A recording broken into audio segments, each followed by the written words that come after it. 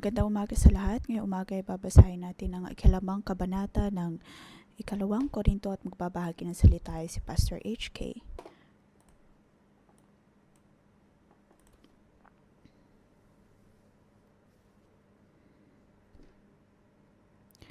Kanina lamang ay mayroong nagbahagi na isang kapatiran kung saan pagtanto niya na mas marami pa siyang dapat na makilala pagdating sa Diyos.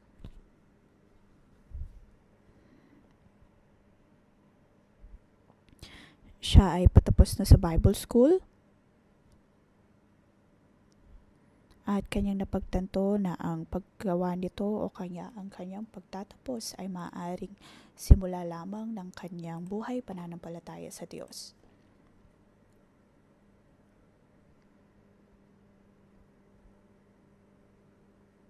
Maaaring ganito din po sa atin pong mga buhay-buhay na sa ating pagpapatuloy sa pananampalataya ay mas makikita natin ang ating sarili, mas makikilala maging ang Diyos.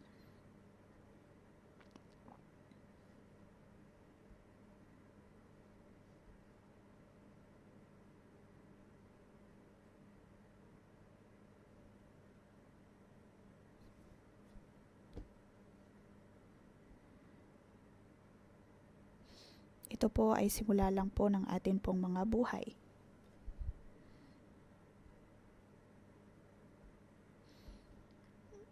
Dapat po nating makita o kaya mapagtanto ang atin pong mga buhay, ang atin pong paglalakbay kasama ang Diyos. Maaring noon ay hindi po natin lubos na makilala ang ating sarili o kaya maunawaan ang sarili.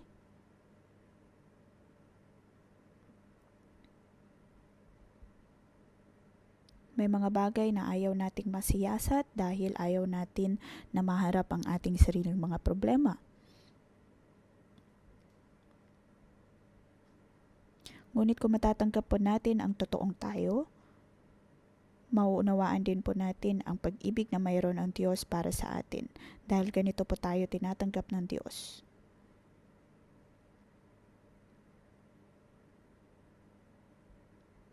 Tanging tayo lamang ang nagkakaroon ng problema na tanggapin ang atin pong mga sarili. Matatanggap po natin ang ating mga sarili kung alam natin na tayo ay tinatanggap ng Diyos. Ngayon tayo po ay nasa chapter 5. Ito ay pagpapatuloy ng ika-4 na kabanata.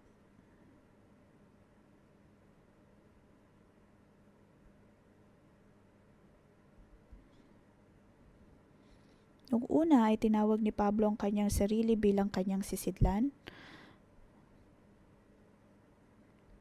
na siya ay sisidlan ng Diyos, ngunit siya din ay nakaharap ng mga paghihirap nang siya ay nasa Efeso. Kaya naman kinakailangan niyang baguhin ang ilan sa kanyang mga schedule sa pagpunta sa Efeso.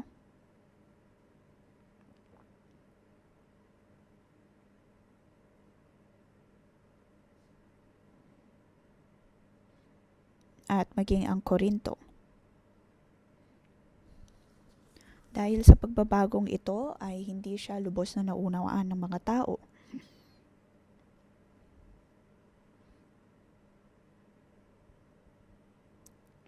Bago niya isinulat ang libro ng Korinto, siya ay mayroon pa pong isang sulatin.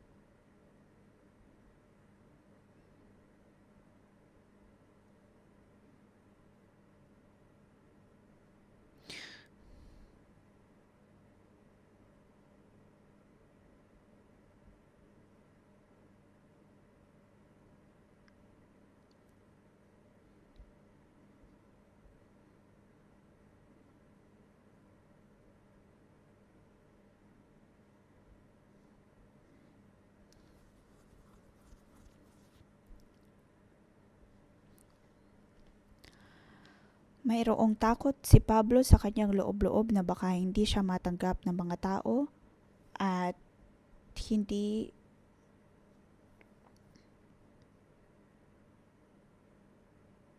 maunawaan maging ng mga tao ang persekusyon na kanyang hinaharap.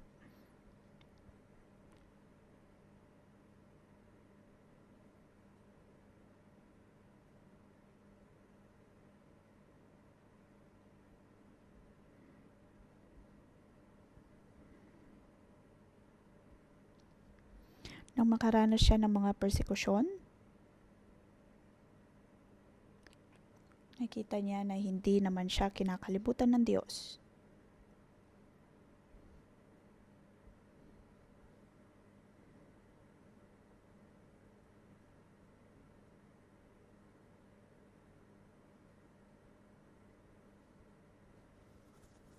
Naroon na kumikilos ang Diyos sa kanyang buhay. Ito ay napakagandang pagbabago lalo na sa buhay ni Pablo.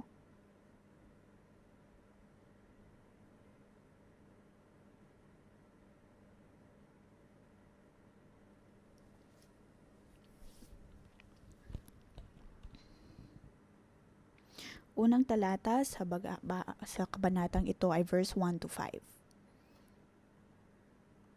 Ang pagnanais para sa buhay o kaya ay katawan na pangwalang hanggan.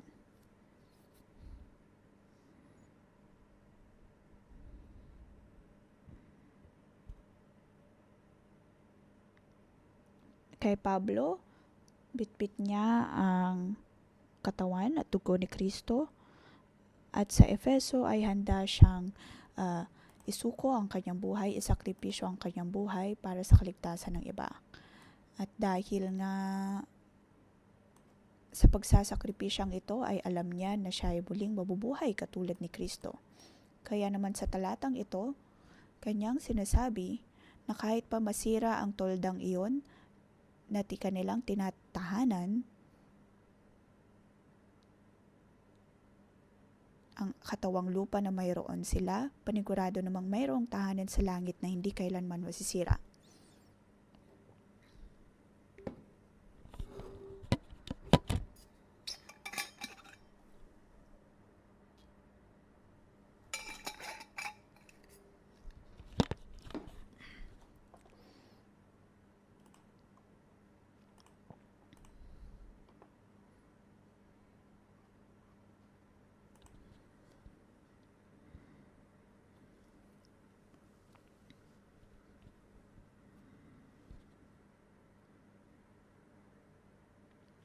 Sa atin pong mga buhay, tayo po ay natututo.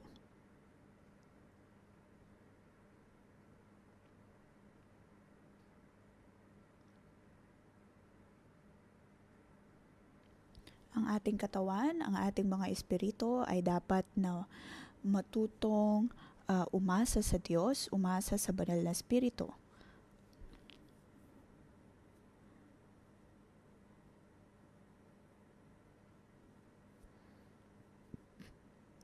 Dito ay nakikita natin ang pagnanais ni Pablo na matanggap ang kalwalhatian na nagmumula sa Diyos, ang kalwalhatian na pang walang hanggan at nasa kinabukasan, nasa panghinaharap.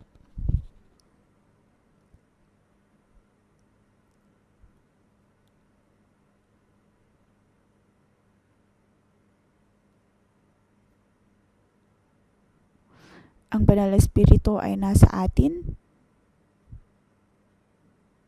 Ang panibagong buhay ay nagsimula na po sa atin.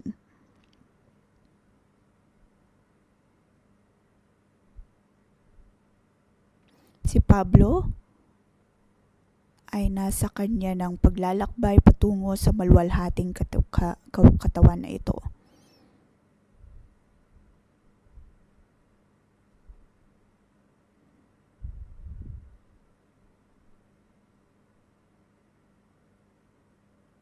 Ikalawang punto, verse 6 hanggang 10. Naroon ang kanyang pagnanais na bigyang kalwalhatian ng Diyos.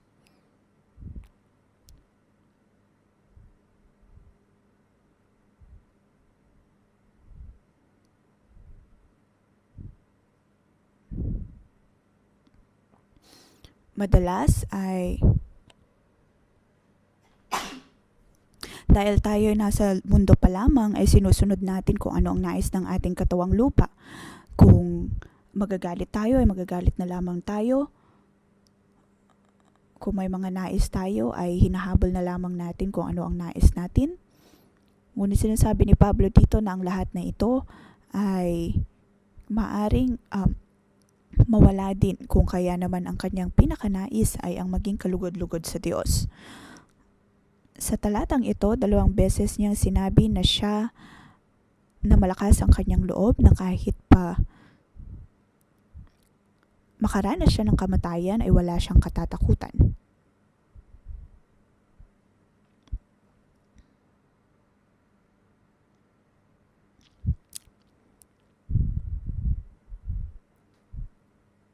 Sinasabi niya dito, malakas ang aming loob at mas gusto pa nga naming iwan ang katawang ito na aming tinatahanan ngayon upang manirahan na sa piling ng Panginoon. Tanging ang Diyos lamang ang ating Diyos at ang ating paglilingkuran.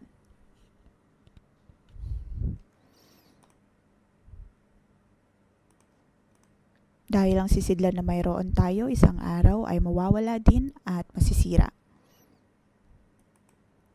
Kaya naman sinasabi ni Pablo na tayo ay mabuhay sa pananampalataya.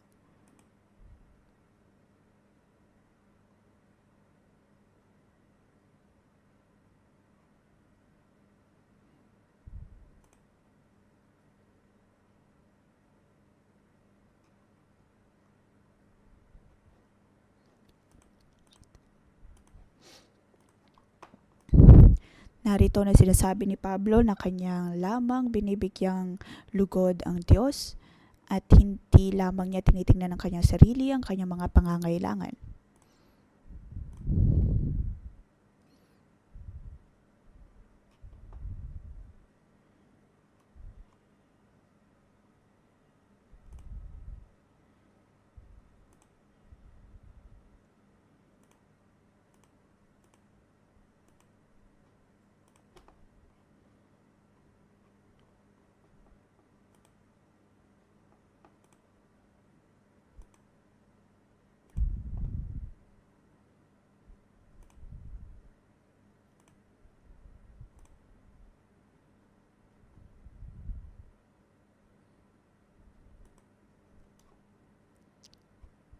May mga pagkakataon na masasabi natin, oo, maaaring tayo ay may mga pangangailangan, ngunit sikapin din natin na sa bawat nating pangangailangan ay unahin natin ang pangangailangan sa Diyos.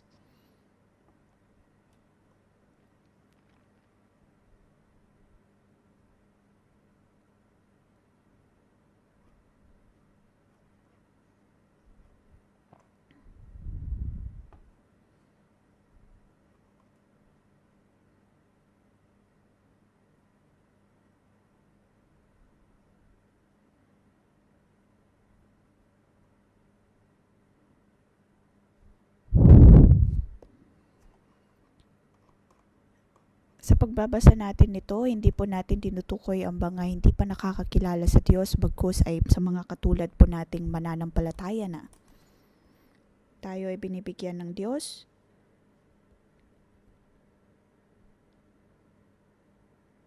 ng pagkakataon na manumbalik sa Kanya.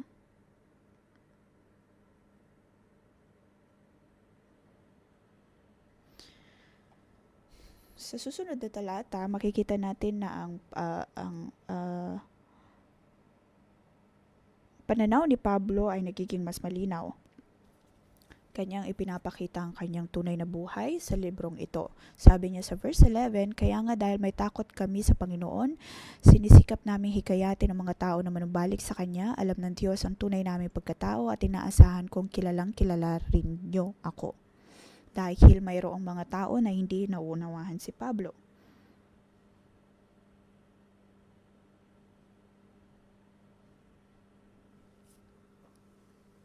At may mga taong nagsasabi na hindi tunay si Pablo at hindi siya totoo pagdating sa kanyang mga pangako.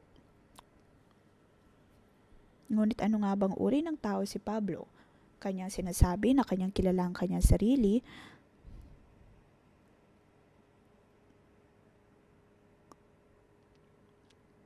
ngunit iba din naman ang pananaw ng iba.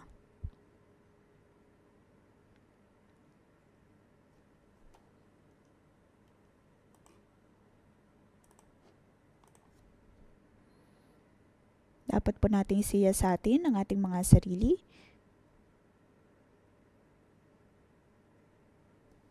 May mga pagkakataon na tinitignan natin ang problema ng iba o pinapalaki pa ang problema ng iba. Dahil kung tutuusin ay napaka-negatibo nating mga tao at nakikita lamang ang kamalian ng iba pagkatapos ay pinapalaki iyon. Iyon ay dahil tayo mismo ay napaka-negatibo at baluktot ang ating mga pananaw at pag-iisip.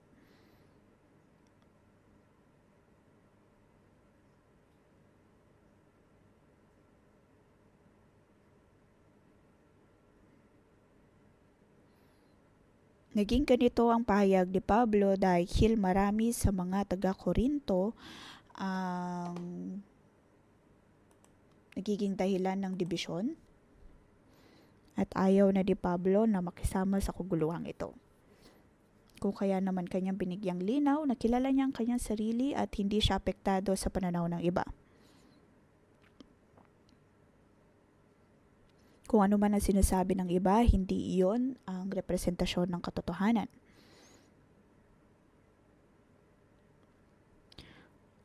Tuwing sinasabi natin ang mga bagay-bagay tungkol sa iba, kung tutuusin iyon ay maaring balungtot na. Ngunit naway magkatulad tayo ni Pablo na totoo sa ating sarili at patuloy pa rin na minamahal ang iba at tinatanggap ang iba. Wala po tayong maipagyayabang.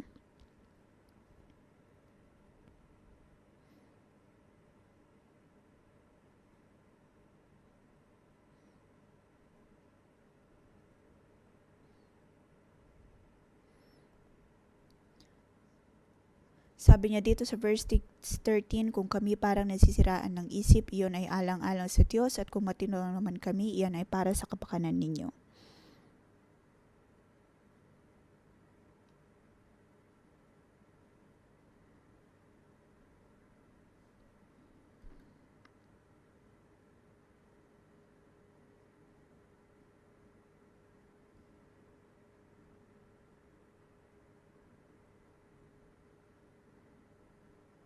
Maaaring nagagawa natin ang lahat ng bagay, ngunit maaari ding hindi po iyon para sa ikabubuti ng iba o kaya para sa ikaluluwalhati ng Diyos. Si Pablo ay mayroong balanseng pananaw.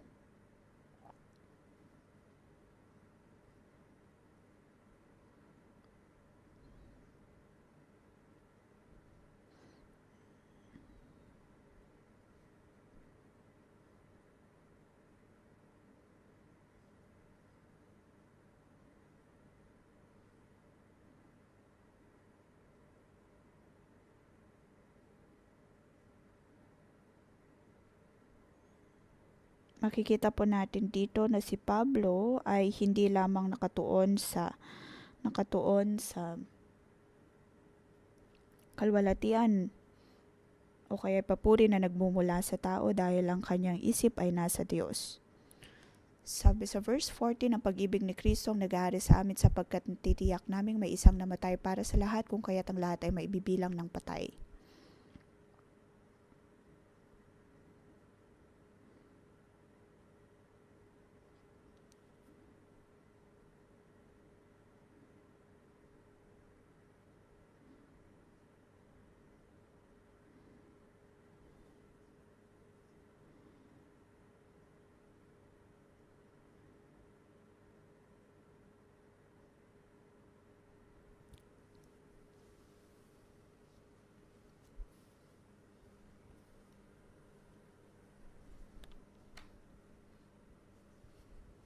Sa verse 15, namatay siya para sa lahat upang mga nabubuhay ngayon ay wag nang mabuhay para sa sarili kundi para kay Kristo na namatay at muling nabuhay para sa kanila.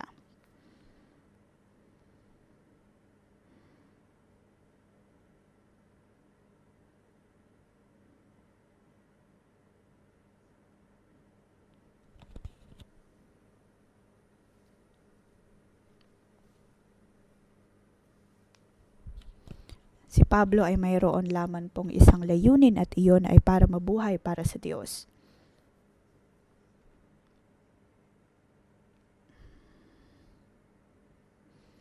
Sa verse 17, kaya't kung nakipag-isa na kay Kristo ang isang tao, isa na siyang bagong nilalang, wala nang dati niyang pagkatao, sa halip ito'y napalitan na ng bago. Maaaring tayo po ay pamilyar sa versikulong ito. Ngayon ay naunawaan na po natin kung bakit siya ay panibagong likha. Dahil ang sisidlan na ito, katulad ni Pablo, ay nagkaroon din ng muntik ng kamatayan, ngunit siya ay nabuhay na mag-uli.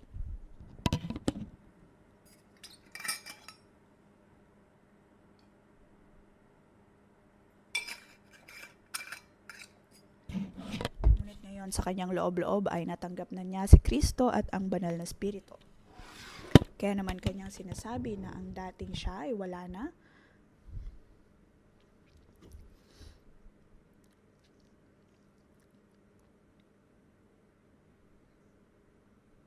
Ngunit para kay Pablo, ang lahat ng ito ay mawawala din. Siya ay nabuhay ng mag-uli kasama ng Diyos.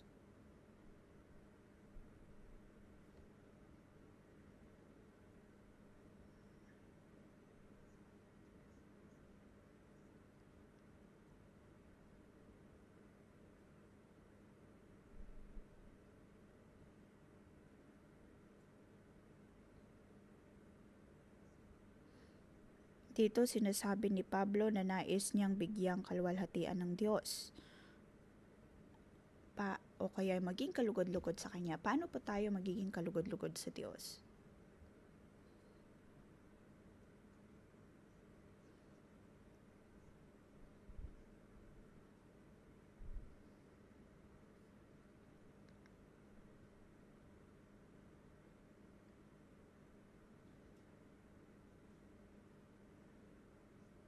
Ngayon si Pablo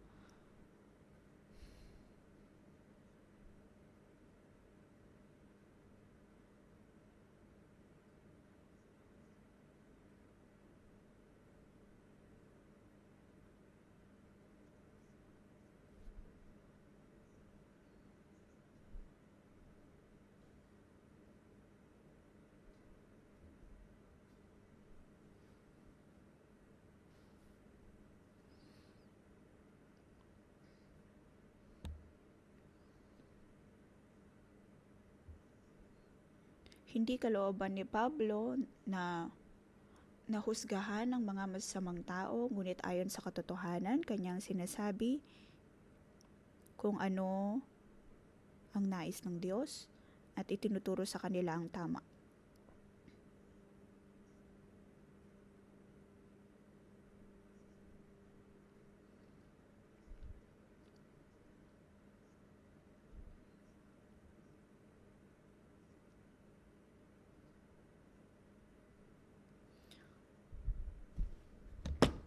Dapat po nating malaman ang kalooban ng Diyos.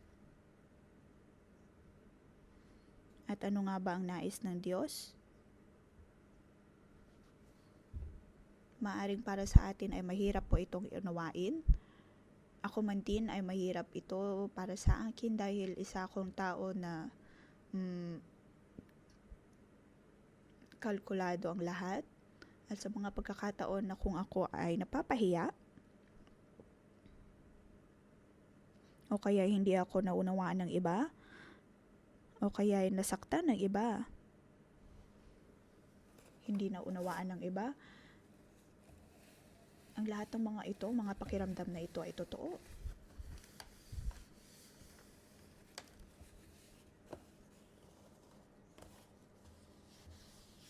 Hindi ko matanggap sa tuwing ang ibang tao ay nagiging malamig ang pakikitungo sa akin o kaya hindi maganda ang pakikitungo sa akin.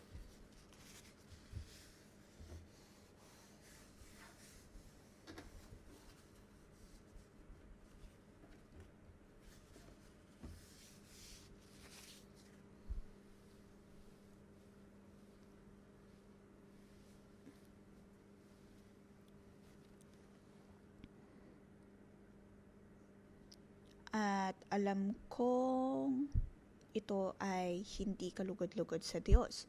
Ngunit maging ang kalungkutan na ito ay natanggap din ni Pablo, naranasan din ng Panginoong Yesus, ngunit naroon na umuunawa pa rin sila at umiibig ng iba.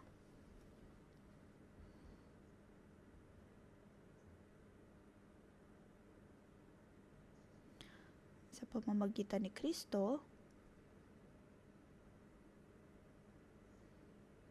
ang Diyos ay nabubuhay kasama po natin. At ang Kristong ito na nabubuhay, na nabuhay, pumunta sa lupa, ay ipinako sa krus, bit-bit ang ating bawat pagkakasala at bawat pagkukulang, saka na ipako sa krus. Ito ang determinasyon ng Diyos.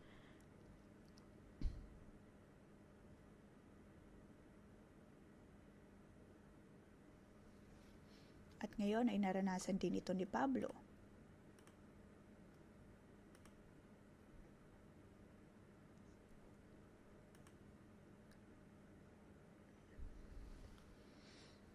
Si Pablo ay apostol para sa mga hentil at kanyang tinulungan ng mga hentil na magkaroon ng maayos na ugnayan sa Diyos.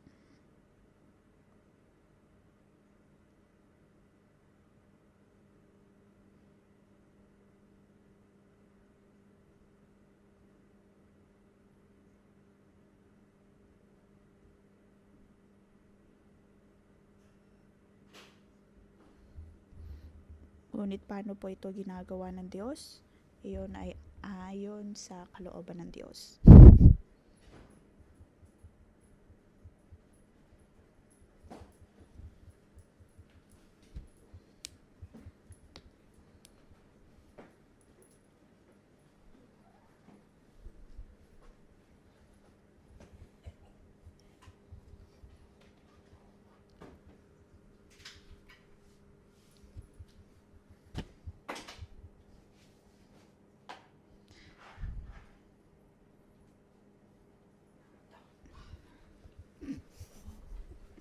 Verse 20.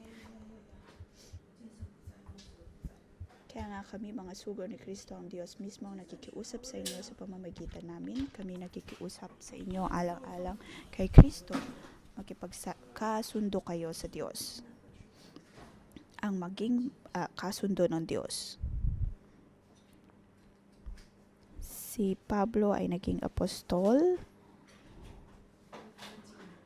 at hindi niya pinapakialaman kung ano man ang nangyayari sa nakaraan.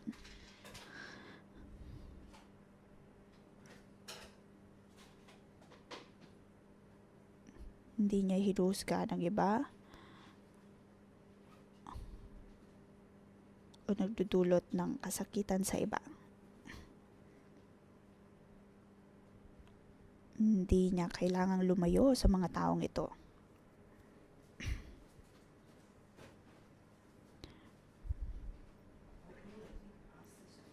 Ang kanyang tanging layunin ay ang maging apostol at ang matulungan ng mga tao na manumbalik sa Diyos.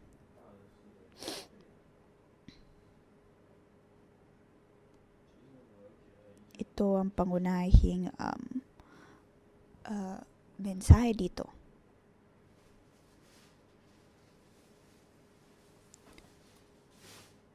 Kaya nga kami mga sugo ni Kristo, ang Diyos mismo ang nakikiusap sa inyo sa pamamagitan namin. Kami nakikiusap sa inyo alang-alang kay Kristo, makipagsundo kayo sa Diyos. Ito ay naulit na bahagi ng verse 19. Maging sugo ng Diyos, maging sugo ni Kristo.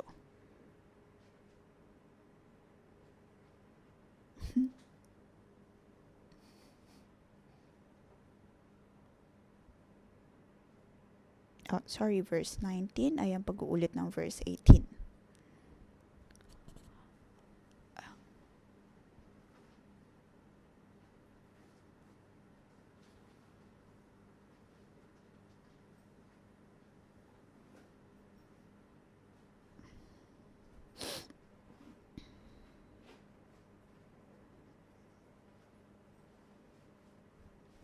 Ito po ang bagong layunin ni Pablo. Tayo din po ay magkakaroon ng ganitong layunin.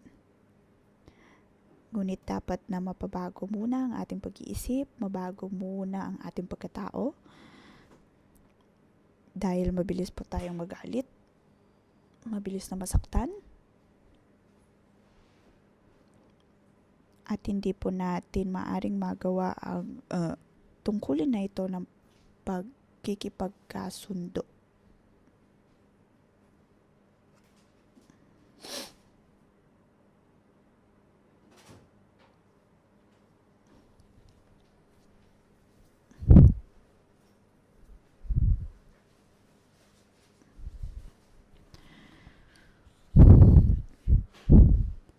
Kayang-kaya ni Kristo na makipagkasundo dahil siya ay puno ng pag-ibig.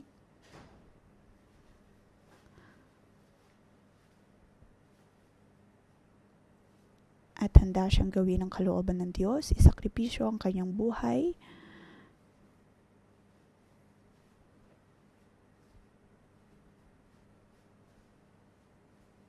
At tulad niya ay sinasabi ni Pablo na handa siyang isakripisyo ang kanyang buhay para sa mga Hentil, para sa mga Hebreyo.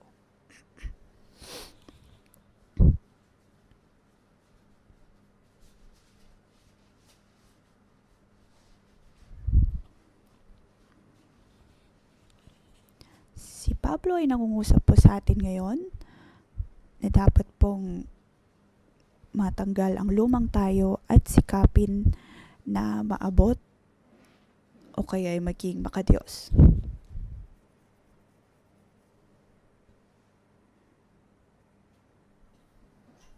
Kahit ba gaano pa man po tayo nakakatanggap ng panghuhusga, hindi po natin ito iisipin o kaya magagambala dahil dito ang taging focus ay si Kristo. Tayo ay magiging mabuting apostol ng Diyos.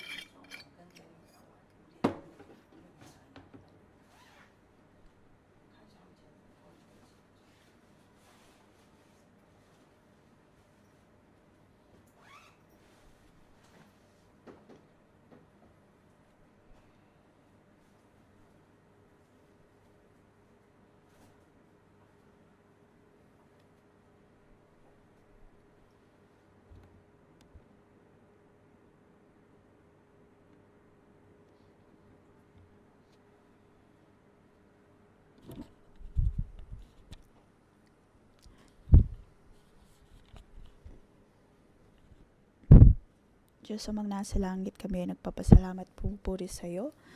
Narito kami, O Diyos, nais namin maging iyong mga sugo at lingkod. Gamitin mo, O Diyos, ang evangelical team na ito.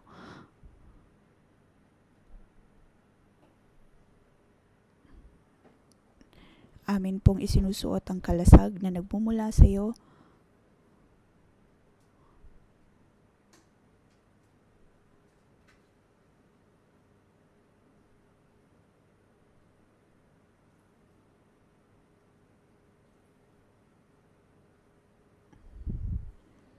At sa kanilang pananalangin, O Diyos, lalo na sa area na ito, naway gamitin mo sila, gamitin mo ang kanilang panalangin. Bigyan sila ng pagpapala, bigyan ng biyaya, kahit nasaan man sila magpunta, O Diyos, ay naroon ang iyong biyaya, lalo na ng pagkakasundo. At ang lahat ng puso ay babalik sa iyo, ang lahat ng puso ay magpupuri sa iyo sa ngalan ni Jesus. Amen.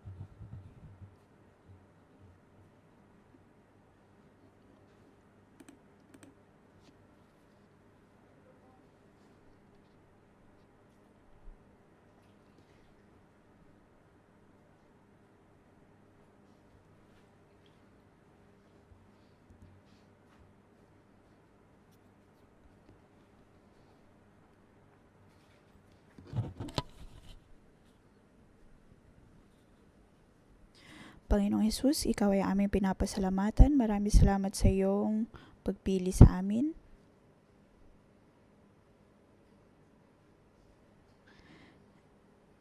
Kami ay iyong sinisiyasat at pinalalakas. Tinawag mo kami upang maging iyong mga lingkod. At binigay mo sa amin ang banal na Espiritu upang kami ay magkaroon ng pag-asa.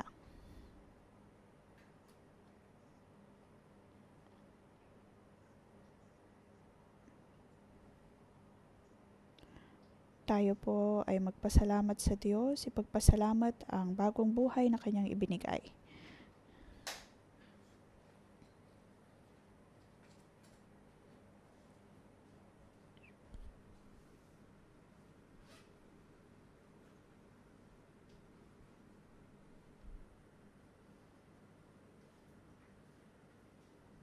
Panginoon, Ikaw ay aming pinapasalamatan. Maraming salamat o Diyos dahil sa pamamagitan mo ako ay nagiging bagong tao, binago ang aking buhay. Handang mahalin ka at handang mahalin maging ang iba.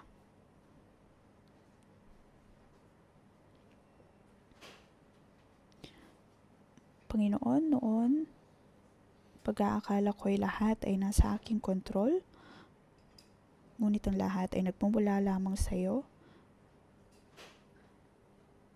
At akin din pong napagtanto, O Diyos, na hindi lahat ng bagay ay aking kayang kontrolin, kung kaya mahalagang ako ay magtiwala sa iyo.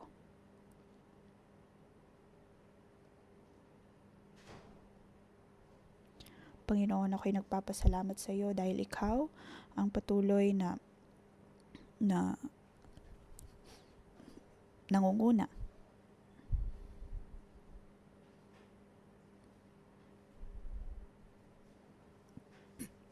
Ang lahat, O Diyos, ay napabago dahil sa iyo.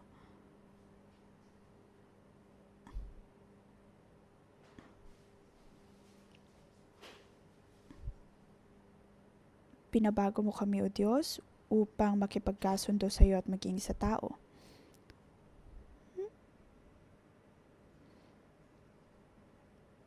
Nais ng Diyos na ibigay po sa atin ang ministeryo ng pagkakasundo.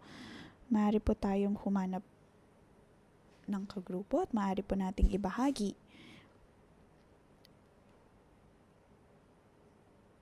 ang ating buhay, pananampalataya. Maaaring may mga taong hindi po natin makasundo at naway tulungan tayo ng Banal na Espiritu na handang makipagkasundo at magkaroon ng maayos na ugnayan sa iba.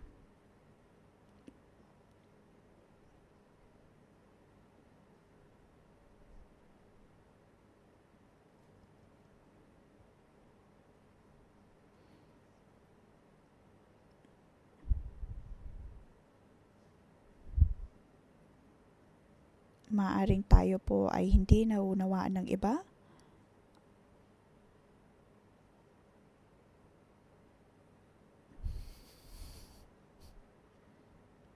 Ipanalangin ang bawat isa.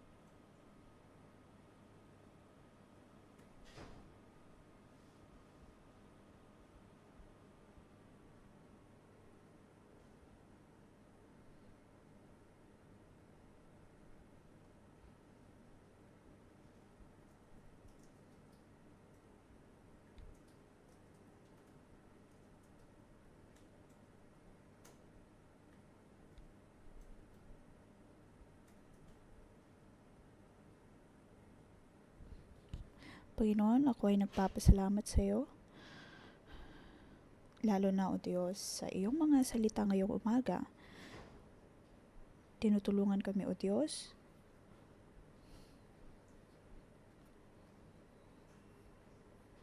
na makipagkasundo sa iba. Panginoon, maraming salamat dahil tinutulungan mo kami lalo na sa aming pagdidisipulo. Nagkakaroon kami ng problema kasama ang aming mga sa pagdidisipulo.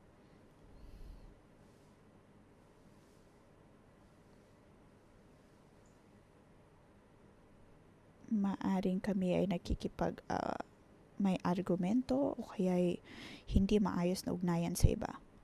Panginoon, maraming salamat dahil sa iyong mga salita kami ay iyong pinapalakas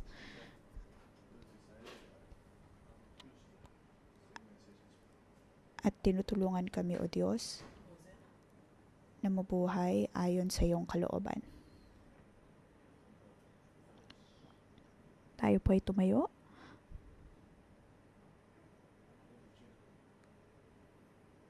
Ngayon lamang ay ipinalangin po natin ang bawat isa.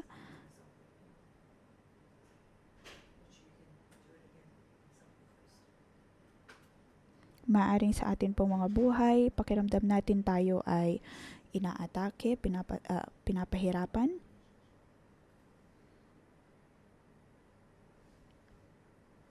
Ngunit atin po silang isuko sa Diyos at alam natin na ang lumang ugnayan na ito ay atin ang ipinagpapa sa Diyos at ating iproklama ang panibagong uri ng ugnayan.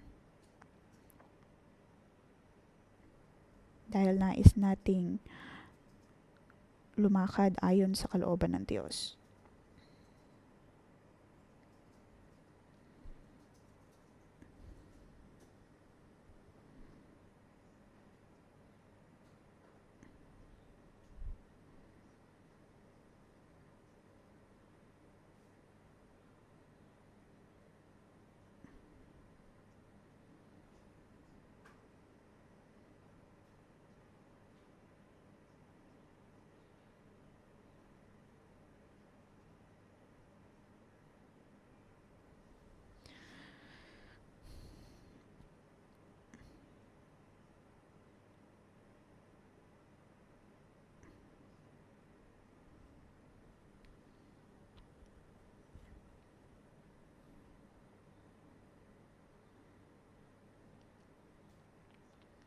Atin pong hubarin ang lumang tayo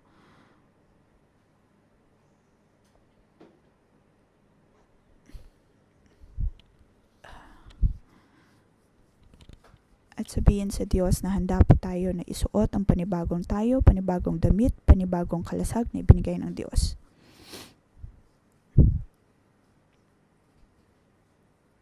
Panginoon, naway basbasan mo kami, Banal na Espiritu. Naway tulungan mo kami upang makapasok sa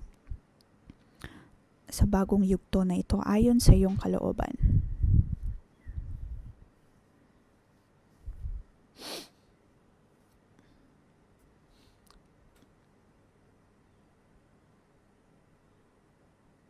Sa pagtatanggal natin ng lumang tayo, ng lumang pagkatao natin, ang lumang tayo na puno ng reklamo,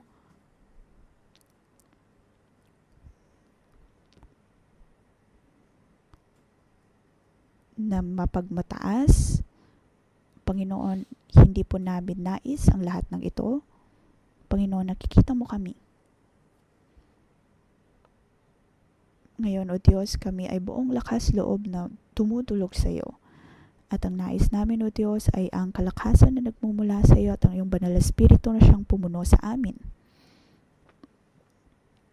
Sa paghuhubad natin ng lumang tayo, amin pong isinusuot ang bagong katawan, ang bagong kami na iyong ibinibigay.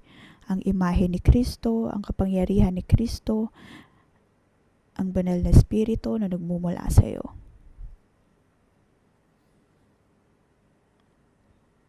At tayo ay magpasalamat sa Diyos. Panginoon, maraming salamat sa pagtatanggal ng lumang naming pagkatao. Kami na, O Diyos, ay puno ng iyong kapangyarihan At ang nais namin ay ang maging kalugod-lugod sa iyo. Amin na pong tinatanggap ang kalooban mo at ang ministeryong ito ng pakikipagkasundo.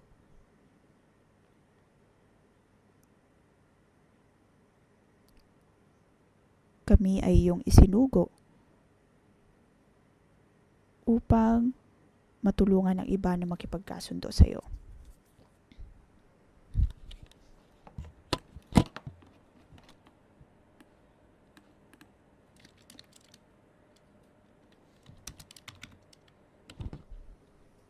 Hindi ayon sa ating sariling kakayahan kundi sa pamamagitan ng banal na Espiritu.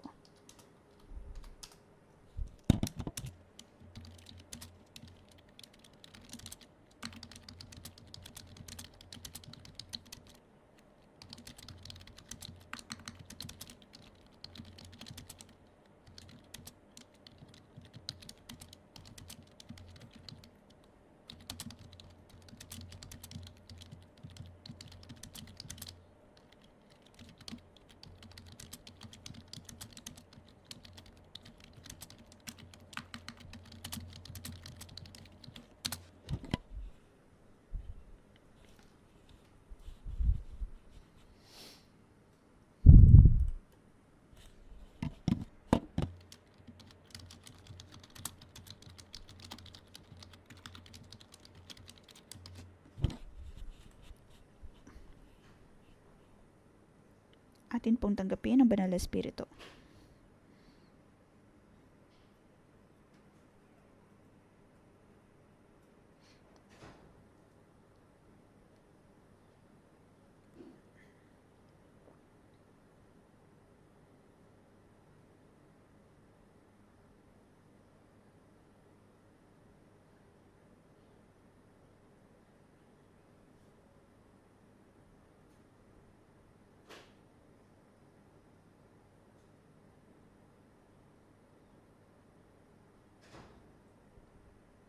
Panginoon, kami nagpapasalamat sa iyo. Aming pong kalooban ang maging kalugod-lugod sa iyo. Ang mga bagay na hindi kalugod-lugod sa iyo, O Diyos, ay hindi na po namin bibigyang pansin. Ang nais namin ay mabuhay ayon sa iyong kalooban. Ngayong linggo ay magkakaroon po tayo ng beach baptism.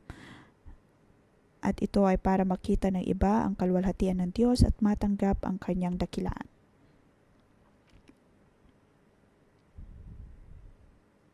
Atin pong ipinalangin na ang lahat ng dadalo dito tatanggap ng panalangin at ang lahat ay maging handa na tanggapin si Kristo.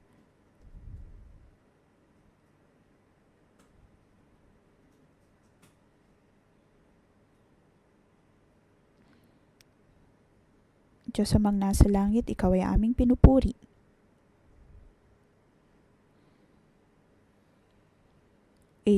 Iyong pinigay ang beach baptism na ito upang mas marami pang mga tao ang manampalataya sa iyo sa lahat ng mga performance, mga mensahe, naway makita ang iyong kadakilaan.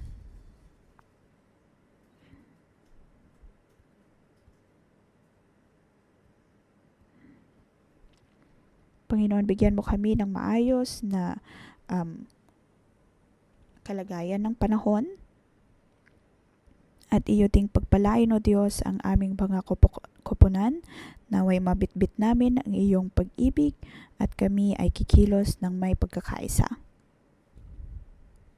Amin din pong itinataas sa iyo, O Diyos, ang bawat nagboboluntaryong tumulong at ang lahat ay maramdaman ang iyong pag-ibig.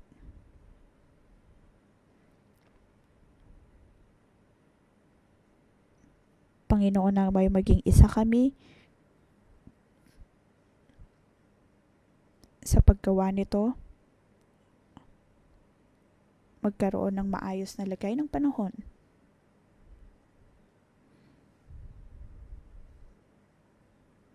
O mga tao, O Diyos, na aming imbitahan ay dumating at dumalo at Naway ang mga taong dumalo ay makatanggap ng iyong pagpapala.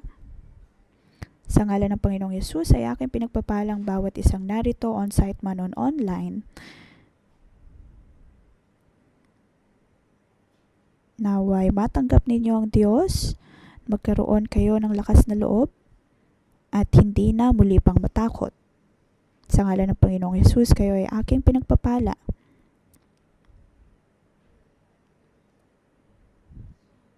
Naway lahat ng inyong ipinapanalangin, lahat ng inyong sinasabi ay magbigay kaluguran sa Diyos. Sa ngalan ng Panginoong Hesus, kayo ay aking pinagpapala.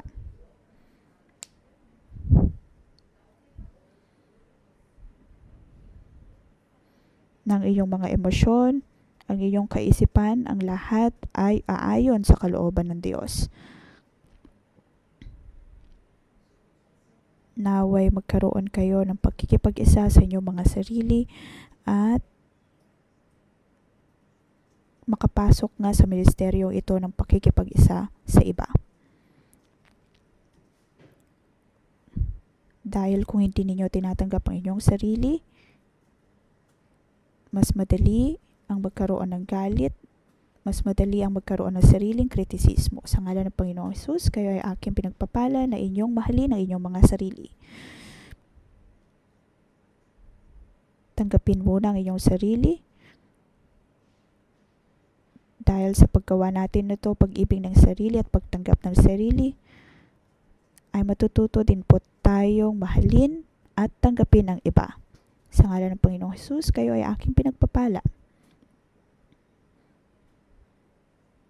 Kahit saan man kayo magpunta, kayo ay magiging prinsipe ng kapayapaan dahil ito ang kalooban ng Diyos. Dahil sa Diyos, mayroong pag-ibig, kahinahunan, kabutihan, at saan man kayo mapunta ay naroon ang kapayapaan. Saan man kayo mapunta, naroon ang pagtanggap, naroon ang pag-ibig. Kayo ay magiging tao na handang makipag-ugnayan sa Diyos at sa tao.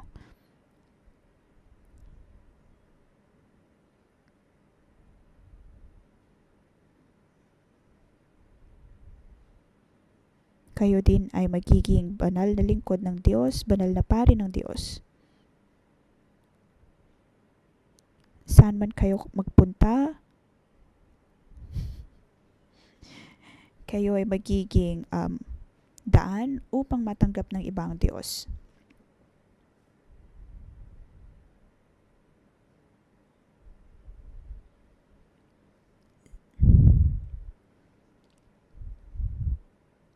Kahit saan man kayo magpunta, kayo ay lingkod ng Diyos. Kayo ay aking pinagpapala.